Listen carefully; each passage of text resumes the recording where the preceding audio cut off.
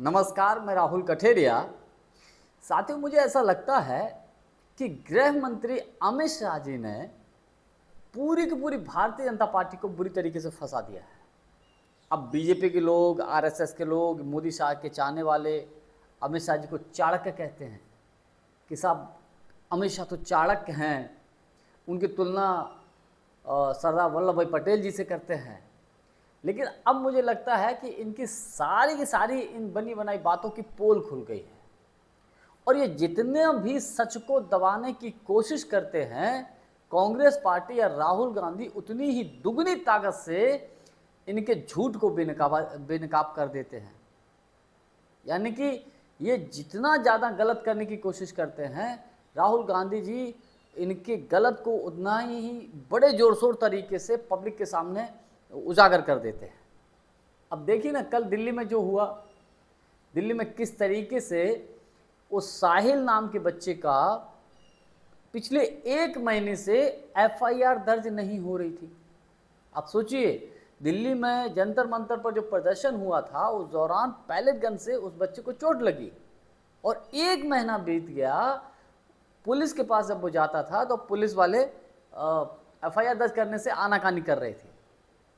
मजबूरन इसमें राहुल गांधी जी को पहल करनी पड़ी और 5-6 घंटे राहुल गांधी जी को धरना देना पड़ा, तब कहीं जाकर एफआईआर दर्ज हो पाई। सोचिए, लीडर ऑफ अपोजिशन धरने पे बैठा है और पुलिस एफआईआर दर्ज नहीं कर रही। खामोखा नहीं, सबूत सामने हैं। उन्होंने बाकायदा जो पैलेट गन में इस्तेमाल जो छर्रे होते हैं वो दिखाए और ये कहा कि इसके शरीर में 200 छर्रे भी हैं, तब ये स्थिति है।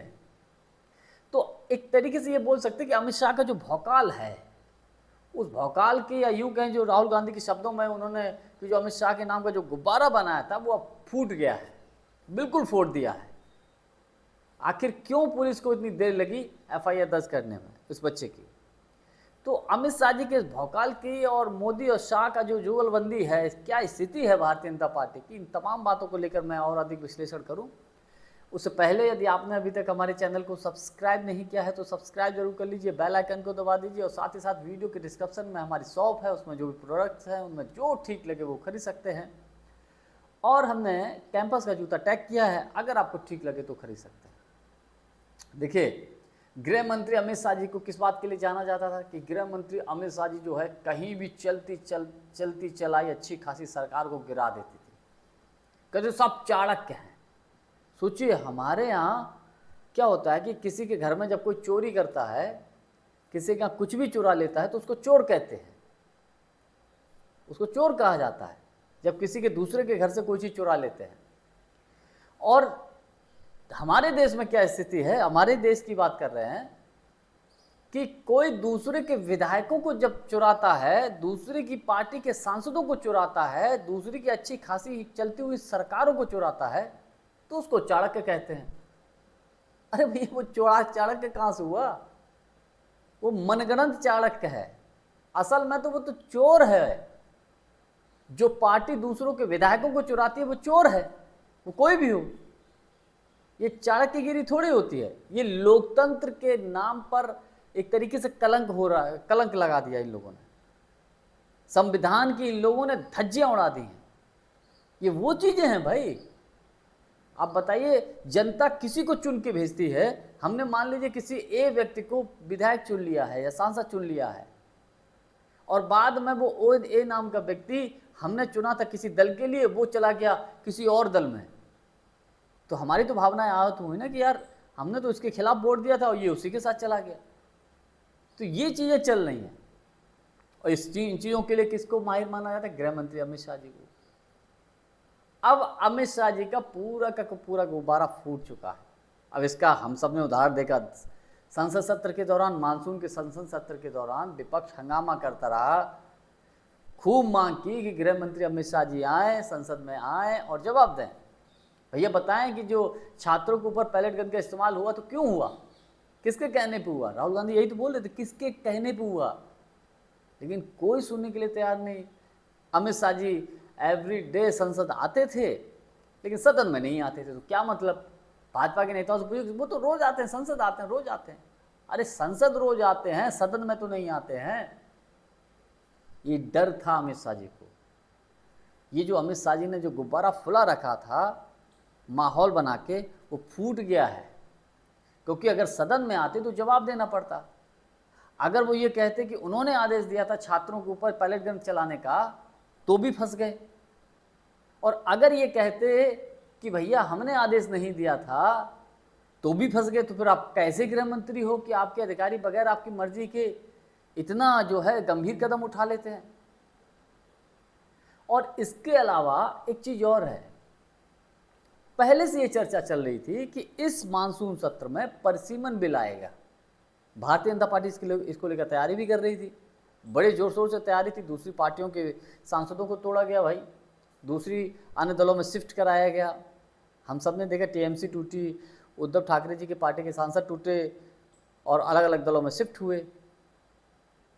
लेकिन अमित शाह जी की और मोदी जी की सारी प्लानिंग फेल करती। चाणक्यगिरी अमित शाह जी की धरी रह गई। बच्चों ने, वो छात्रों ने जो है आंदोलन कर दिया, उस चक्कर में सब मटिया मेट हो गया। अब उस एक आंदोलन से इनकी पोल खुल गई। अब देखिए ना, मुझे लगता है कि जो भारतीय जनता पार्टी का, बीजेपी का आईटी सेल, सोशल मीडिया पर जो इनके चाहने वाले लोग थे, उनकी धज्जियां उड़ा दी इन जैन जी ने, इन बच्चों ने। अब ये आप कुछ बोलो तो सही। अभी हाल ही में इन्होंने, मोदी जी ने एक नाम ले दिया था, दिमागी नक्सल कुछ इस टाइप से करके कुछ बात कही, तो लोगों ने, बच्चों ने उसी नाम से नया राजनीतिक दल पार्टी बना दी भाई। तो ये तो चारों तरफ से फंस गए हैं, हर तरफ से फंसे हुए हैं। सरकार के अंदर बड़ा भय का माहौल है, डर का माहौल है। ये सही बात है, ये मैं नहीं बोल रहा हूँ, तमाम राजनीतिक विश्लेषक इस बात को बोलते हैं। और डर का ही ये आलम है, ये डर की ही वजह थी। डर, मैं इसको डर मानता हूँ। क्यों? क्योंकि डर की वजह से ही उस साहिल नाम के व्यक्ति की 1 महीने से एफआईआर दर्ज नहीं हुई, 1 महीने से। तब राहुल गांधी जी कल पहुंचे दिल्ली में, और वो भी, उनको भी 6-7 घंटे वेट कराया गया। उनको जब धरना देना पड़ा, जब लगा कि मामला बहुत ज़्यादा तूल पकड़ सकता है, कांग्रेस के, यूथ कांग्रेस के, एनएसयूआई, सेवा दल, कांग्रेस के तमाम फ्रंटल सब इकट्ठे जब होने लगे, ज़्यादा माहौल ख़राब होने लगा, पुलिस को भी लगा कि मामला बिगड़ सकता है, तब कहीं जाके एफआईआर दर्ज हुई। अब कांग्रेस के नेता तो ये बोल रहे हैं कि साहब, जब गृह मंत्रालय की तरफ से मजबूरी में आदेश आया है, तब कहीं जाके एफआईआर हुई, पुलिस उससे पहले एफआईआर नहीं कर सकती थी। अब सोचिए आप, अगर कहीं कोई क्राइम होता है, कुछ भी होता है, तो पुलिस का फर्ज है एफआईआर दर्ज करना। वो बाद में उसकी इन्वेस्टिगेशन होगी, जांच होगी, सही है झूठ है, बाद में सही हो जाएगा क्लियरेंस। लेकिन साहब नहीं। कुल मिलाकर हम ये कह सकते हैं कि भैया, इस वक्त मोदी और शाह जी के जो सितारे हैं बड़े गर्दिश में चल रहे हैं, और राहुल गांधी जी तो ऐसा लगता है कि हाथ धो के ही पीछे पड़ गए हैं। ऐसा लगता है कि, मुझे लगता है 29 से पहले कहीं ऐसा ना हो कि सरकार, अब आप डॉट डॉट डॉट आप समझ जाइए। और इसका श्रेय अगर किसी को जाएगा तो देश की जनता, युवाओं और leader of opposition Rahul Gandhi ji, अगर ऐसा होता है तो। जानकारी हमारी आपको कैसी लगी, कमेंट्स करके हमको जरूर बताइएगा। बहुत बहुत धन्यवाद, नमस्कार।